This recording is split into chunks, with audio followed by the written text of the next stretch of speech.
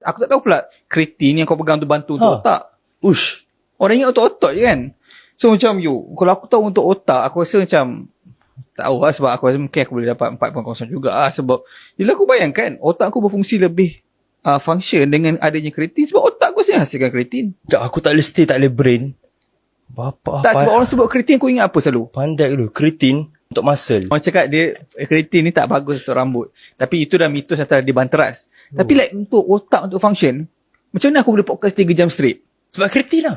Yelah, sebab kreatin. Bro, kreatin. Kau pernah tak try shoot podcast tanpa kreatin dan ambil kreatin? Tapi kena ingat, Tu kena try tu. kreatin bukan kau ambil macam ambil 5 gram untuk orang pergi gym otot. Ya, memang kalau kau ambil 5 gram, otot kau je ambil semua, absorb semua. Tapi kalau kau nak otak kau function, bro, kreatin, langit dan bumi tu perbezaan. Sebelum aku shoot podcast ambil kreatin dan selepas aku shoot podcast ambil kreatin. Sebab podcast ni memerlukan fokus yang lama kan.